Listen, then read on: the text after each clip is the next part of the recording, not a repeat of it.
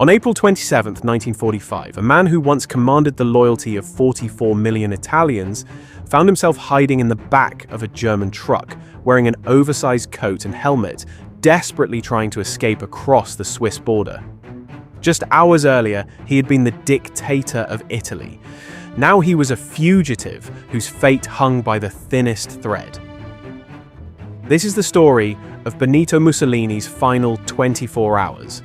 A dramatic collapse that would end not with the glory he always craved, but in a small village square, witnessed by ordinary Italians who had suffered under his rule for over 2 decades. What happened between the morning of April 27th and the afternoon of April 28th represents one of the most shocking endings to any dictator's reign in modern history. Did he beg for mercy in his final moments? Did he show any remorse for the suffering he caused?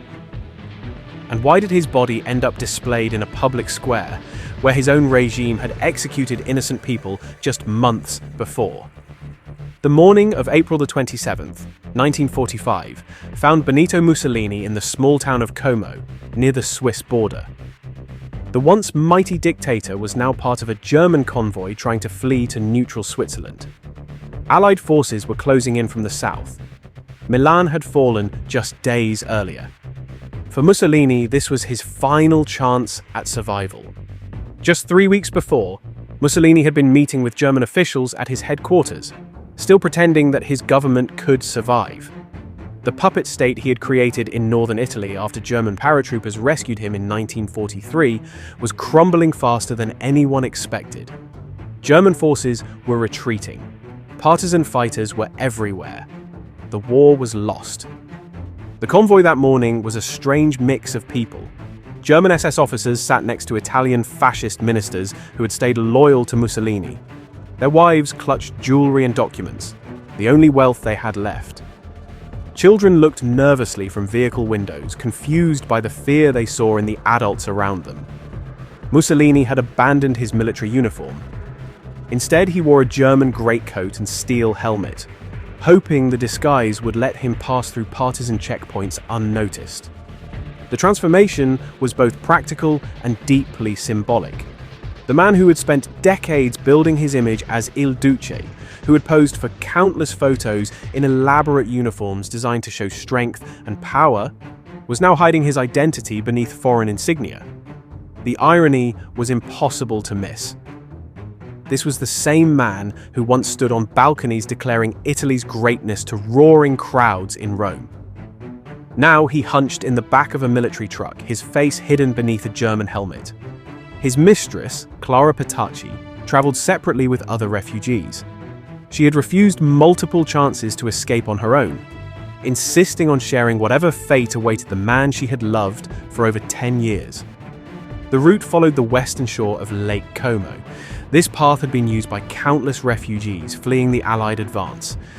The lake, which once hosted elegant vacation homes for Italy's wealthy elite, now served as an escape corridor for the desperate and defeated. As the convoy made its way north through the mountains, the situation grew more dangerous by the hour. Reports came in about partisan roadblocks ahead.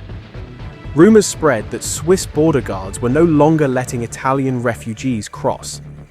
Switzerland, which had stayed neutral throughout the war, was now overwhelmed with fleeing fascists and German officials. Swiss authorities had begun turning away everyone except essential personnel. Mussolini's name was definitely not on any welcome list. The noose was tightening. Everyone in the convoy understood that capture meant almost certain death. The partisan movement had made it crystal clear through leaflets and radio broadcasts that fascist leaders would face immediate justice if caught.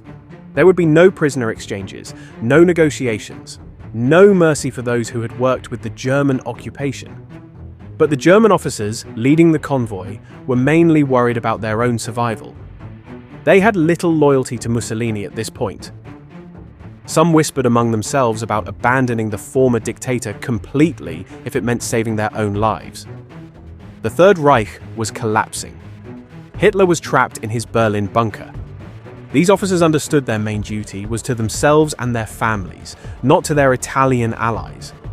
But it was too late for such plans. By midday on April 27th, the convoy hit its first major obstacle, a partisan checkpoint near the village of Dongo. What would happen next would set in motion the final sequence of events that would end Mussolini's life within 24 hours. The partisan checkpoint near Dongo was controlled by members of the 52nd Garibaldi Brigade, a communist resistance unit that had been fighting in the region for months. These were not professional soldiers. These were ordinary Italians who had taken up arms against fascism. Farmers, factory workers, students, all united by their hatred of the regime that had brought so much suffering to their country. Many had lost family members to fascist violence. Others had been imprisoned or tortured by Mussolini's secret police. All of them carried personal grudges against the regime they were now helping to destroy. When the German convoy approached, the partisans initially prepared to wave it through. German military vehicles were still common along these routes. The resistance fighters were more interested in capturing Italian fascists than stopping German troops. However, something about this particular convoy raised suspicion. One of the partisan leaders, a man named Urbano Lazzaro, noticed that several of the supposed German soldiers seemed nervous in a way that didn't match typical German behavior.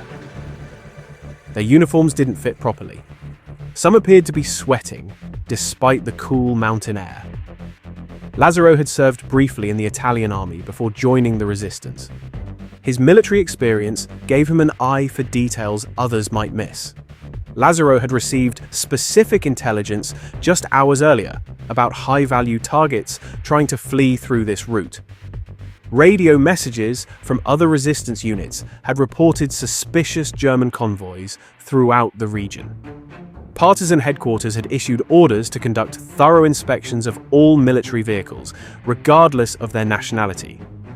Lazzaro ordered a closer inspection. His men approached each truck with weapons ready, demanding identification papers and asking pointed questions in both Italian and German. The real German officers responded with typical military efficiency, showing proper documents and answering questions with practiced authority. But the disguised Italians struggled to keep up their act under pressure. As the partisans began checking documents more carefully, the tension became unbearable. Some of the hidden fascist officials had forgotten to remove Italian military badges from under their German coats. Others couldn't speak German well enough to pass even basic questioning. Their accents immediately gave them away as Italians despite their German uniforms. One man's hands shook so badly when asked for his papers that the documents scattered on the ground, revealing Italian identity cards mixed with German military credentials. The most damaging evidence came when one of the partisans recognized a minor fascist official who had participated in brutal attacks against civilians in the region. The man had tried to hide his distinctive facial scar with bandages, claiming a recent war wound, but his eyes and voice were unmistakable to someone who had witnessed his crimes firsthand. It was during this escalating inspection that one of the partisans recognized a face that had been plastered on propaganda posters throughout Italy for over 20 years. Despite the oversized helmet and hunched posture, the distinctive jaw and penetrating eyes were impossible to mistake. Giuseppe Negri, a young partisan who had grown up seeing Mussolini's image in every classroom and public building, was the first to say what everyone was thinking. His whispered identification of Il Duce sent shockwaves through the checkpoint as fighters who had dreamed of this moment for years suddenly found themselves face to face with their greatest enemy. Mussolini, realizing his disguise had failed, tried one final move. He straightened his shoulders and attempted to assume the commanding presence that had once demanded respect and fear throughout Italy. For a moment, he tried to project the same power that had mesmerized crowds from palace balconies and dominated international meetings, where he negotiated with world leaders as an equal. But the magic was gone. The context had changed completely. The same gestures that once inspired awe now appeared pathetic and desperate. Instead of the imposing figure who had controlled Italy's destiny, the partisans saw only a frightened old man in an ill-fitting coat, trying unsuccessfully to reclaim power that no longer existed. The capture was swift and decisive. The partisans surrounded the vehicle and ordered everyone out. Weapons trained on the occupants who had suddenly become the most valuable prisoners in northern Italy. The German officers were separated from the Italians, and the convoy's true nature became clear. This wasn't just a military retreat. This was an escape attempt by some of the most wanted war criminals in Italy. Colonel Hans Fahlmeier, the German officer in command, immediately distanced himself from the Italian passengers. He produced documents proving his unit's legitimate military status and emphasized they had only provided transportation as a humanitarian gesture. His quick abandonment of his former allies showed the complete breakdown of their partnership in the war's final phase. Clara Petacci, who had been traveling in a different vehicle, was also identified and detained when partisans searched the entire convoy. Her presence confirmed what they had suspected. They had captured not just any fleeing fascist, but the former dictator himself, along with his inner circle and the woman who had shared his final years in power. The news of Mussolini's capture spread like wildfire through the partisan communication network. Within hours, resistance leaders throughout northern Italy knew that Il Duce was finally in their hands. Radio operators sent coded messages to partisan headquarters. Runners carried word to isolated resistance units in the mountains. But the capture also created immediate problems. The partisans now possessed the most wanted man in Italy, and they faced urgent decisions about what to do with him in a rapidly changing military situation. As darkness fell on April 27th, Mussolini found himself imprisoned in a small farmhouse in the village of Bonzanigo, and the man who had once controlled the fate of millions now faced the most powerless night of his life. The farmhouse in Bonzanigo was modest and cramped, a stark contrast to the palaces and grand residences Mussolini had occupied during his years in power. The Villa Torlonia in Rome, where he had lived as prime minister, seemed like a different world compared to this simple peasant dwelling with its rough stone walls and basic furniture. The partisans had chosen this location carefully. It was remote enough to avoid attention from any remaining fascist supporters or German patrols, yet close enough to their command structure for quick communication. The farmhouse belonged to a local family that had suffered under fascist policies, making them reliable allies in guarding their most important prisoner. Mussolini was confined to a small room with Clara Petacci, guarded by armed partisans who viewed him not as a former head of state, but as a war criminal responsible for countless deaths and immeasurable suffering. The guards rotated throughout the night, ensuring someone was always watching with loaded weapons and unwavering attention. Throughout that long night, Mussolini's behavior swung between desperate attempts at dignity and moments of visible terror. The man who had dominated European politics for over 2 decades, who had negotiated with Hitler as an equal and commanded the loyalty of millions, now paced nervously in a cramped farmhouse room. His fate entirely in the hands of farmers and factory workers he had once dismissed as unimportant masses. He tried to talk to his captors. Sometimes he appealed to their sense of Italian nationalism, reminding them of the land Italy had gained under his leadership and the buildings and roads that had modernized the country. Other times, he tried to bargain for his life, offering information about hidden fascist gold, promising to reveal where other fleeing officials were hiding if they would guarantee his safety. But the partisans remained unmoved by his pleas. They had seen too much horror to be swayed by the words of the man they held responsible for Italy's involvement in the war. Many had lost family members in the fighting. Others had witnessed brutal attacks against civilian populations. All carried memories of the violence that had marked fascist rule.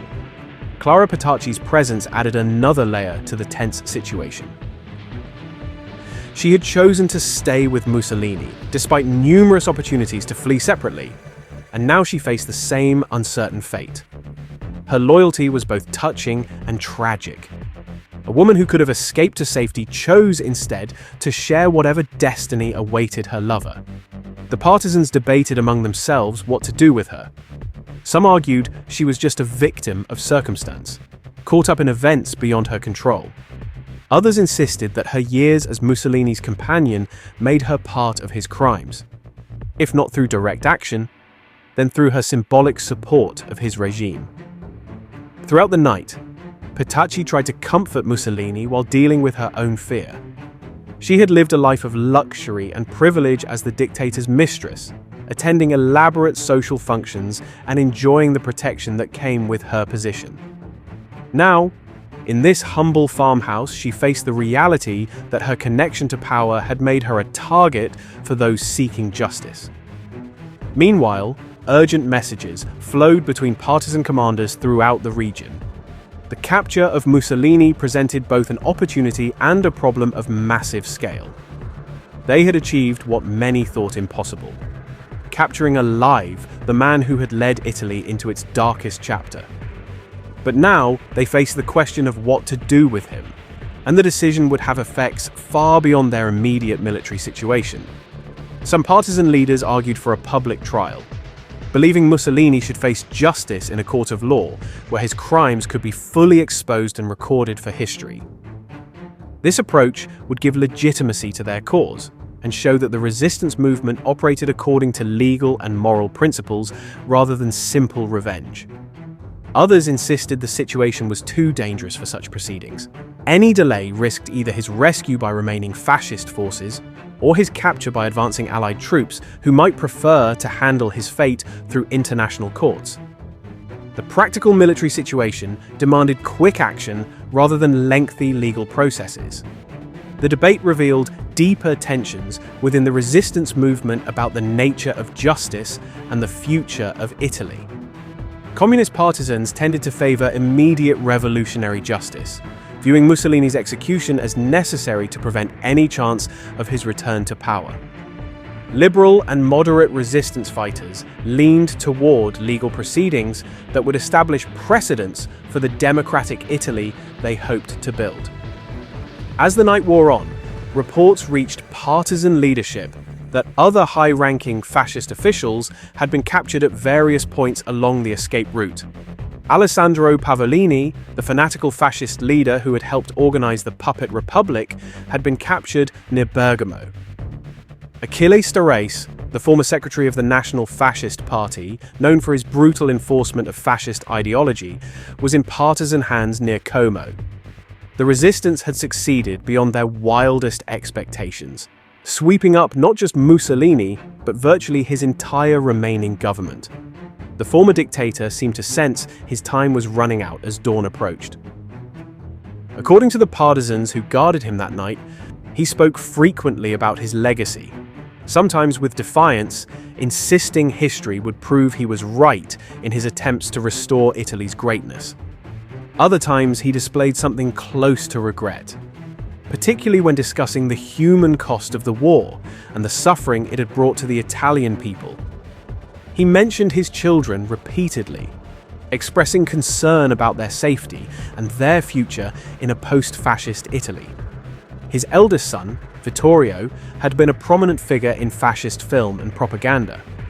His daughter Edda had married Galeazzo Ciano, the foreign minister who eventually turned against his father-in-law and was executed for treason. The personal toll of his political choices seemed to weigh heavily on him in those final hours. But, as dawn approached on April 28th, it became clear that philosophical thoughts about his legacy would be pointless. The partisan leadership had reached a decision during their night-long discussions that would seal his fate within hours. The debate was over, and the final act of Mussolini's life was about to begin. Dawn on April 28th brought with it a finality that everyone involved seemed to sense.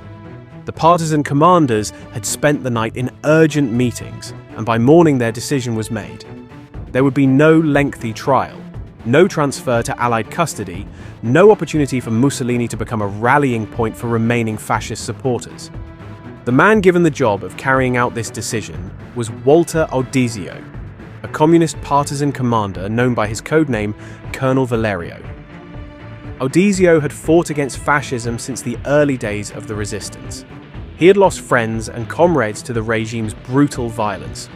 For him, this mission represented not just military necessity, but personal justice for years of suffering under Mussolini's rule. Audicio arrived at the farmhouse in Bonzanigo with a small team of partisans. The decision had been made at the highest levels of resistance leadership, and there was no room for debate or delay. The war was still raging. Allied forces were advancing rapidly. The partisans understood that keeping Mussolini alive posed too many risks.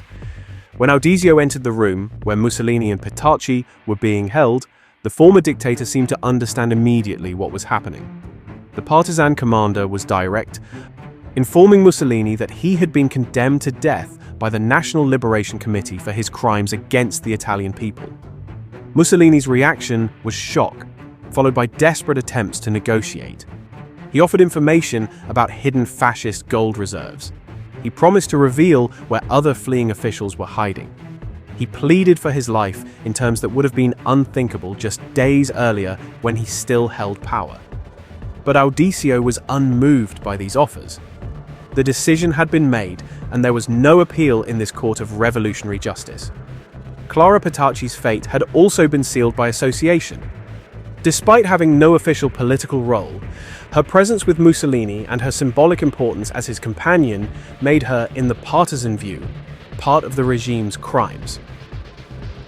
Her pleas for mercy fell on ears that had heard too many stories of fascist cruelty to be moved by appeals to compassion. The preparation for what happened next was quick and efficient. Audicio and his men loaded their prisoners into a vehicle and began the short journey to a location that would forever be linked with the end of Italian fascism. The drive took only minutes, but it represented the final transition from Mussolini's desperate flight to his ultimate reckoning. As the vehicle wound through the narrow mountain roads near Lake Como, Mussolini sat in silence, perhaps finally understanding that his 23-year hold on power was about to end. Not in the grand historical moment he might have imagined, but in an unknown village setting that few Italians had ever heard of. The location chosen for the final act was a villa in the small town of Giulino di Mezzegra. At approximately 4:10 in the afternoon on April 28, 1945, the vehicle carrying Mussolini and Petacci arrived at Villa Belmonte in Giulino di Mezzegra. The location was chosen for its privacy, a quiet residential area where the sound of gunfire would attract less immediate attention than a public square or major road. Walter Audicio ordered the prisoners out of the vehicle and positioned them in front of the villa's iron gate. The setting was almost ordinary, a typical suburban street with modest homes and well-kept gardens. Nothing about the location suggested it was about to become one of the most significant sites in modern Italian history. Mussolini's behavior in these final moments was described by witnesses as shifting between defiance and resignation. He tried to maintain some appearance of the dignity he had built during his years in power, standing as straight as possible and trying to project calm. But those who watched him noted the tremor in his hands and the fear that was clear in his eyes. Clara Petacci's reaction was different. She appeared to be in shock, perhaps still unable to fully understand that her connection to Mussolini would cost her life. She made several attempts to speak, but Audicio cut short any prolonged farewell or final statements. The partisan commander was focused on completing his mission quickly. The execution itself was swift. Audicio raised his weapon and fired multiple shots at close range. Both Mussolini and Petacci fell immediately. The man who had dominated Italian politics for over 2 decades was dead within seconds. There were no grand final words, no dramatic gestures, no ceremony. Just the sudden end of a life that had shaped the destiny of millions.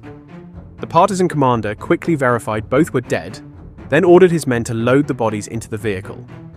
The plan was to transport them to Milan, where they would be displayed publicly as proof that the fascist regime had finally ended.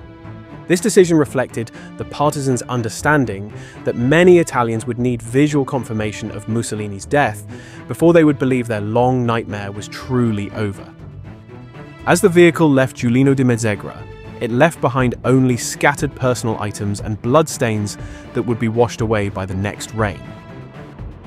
The site would later be marked with a modest memorial, But at the moment of departure, nothing set it apart from countless other quiet streets in northern Italy.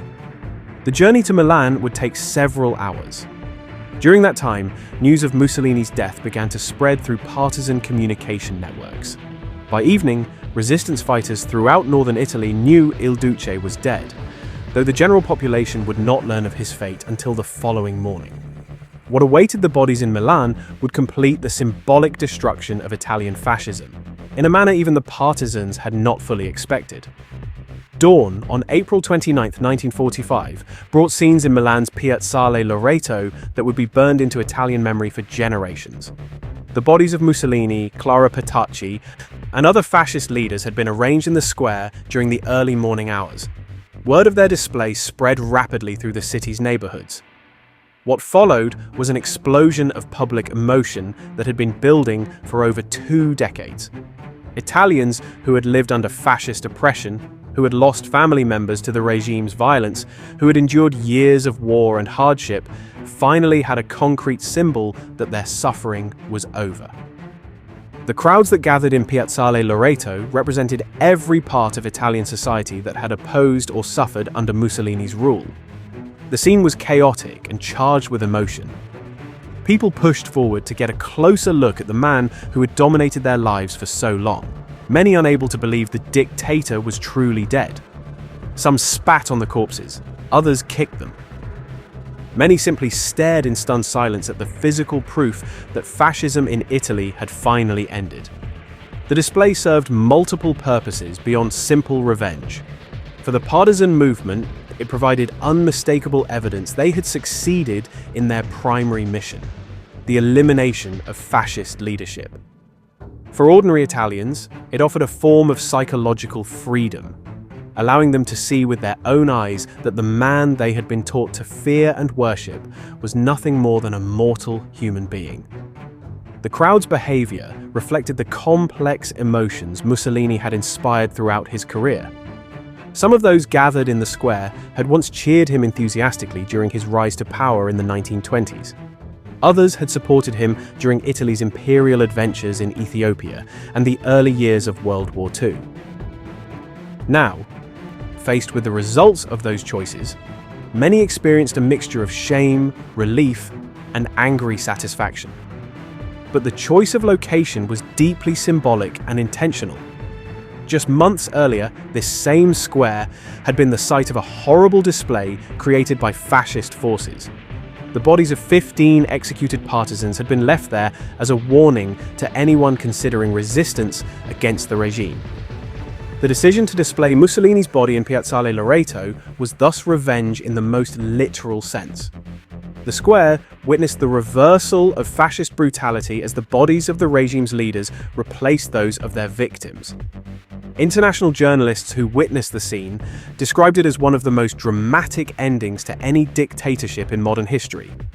The images captured that day would be sent around the world, providing visual confirmation that another Axis powers leader had met his end. For Allied forces still fighting in other areas, the photographs from Piazzale Loreto served as powerful propaganda, showing that victory over fascism was both possible and inevitable. The display continued throughout the morning, with crowds growing larger as news spread. Milan's residents were joined by people from surrounding areas who traveled to the city specifically to witness this historic moment. The square became a pilgrimage site for anyone who had suffered under fascist rule and wanted to see physical proof of their oppressor's end. Yet the public exhibition would not last forever. As the day went on, both Italian authorities and Allied military commanders began to worry about the crowds and the potential for the situation to get out of control. By late afternoon, on April 29, 1945, Allied military authorities stepped in to end the public display in Piazzale Loreto. The bodies were removed and eventually buried in unmarked graves, bringing to a close the physical spectacle that had held Milan's attention throughout the day. But the impact of those 24 hours, from Mussolini's capture to his public display, would echo through Italian society for decades to come. The manner of Mussolini's death became a subject of immediate debate and has remained controversial ever since. Some argued the partisan execution represented rough justice, appropriate for a dictator who had shown little mercy to his own victims. Others said he should have been captured alive and put on trial, either by Italian courts or international tribunals, to provide a more complete record of fascist crimes. The speed with which events unfolded, from his capture on April 27th to his death on April 28th and public display on April 29th, reflected the chaotic nature of the war's final phase in northern Italy.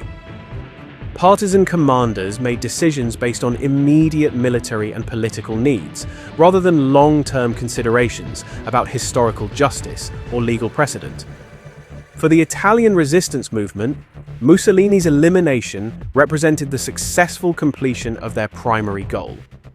The partisan networks that had operated in occupied territory for months had proven that even the most established dictatorship could be overthrown by determined popular opposition.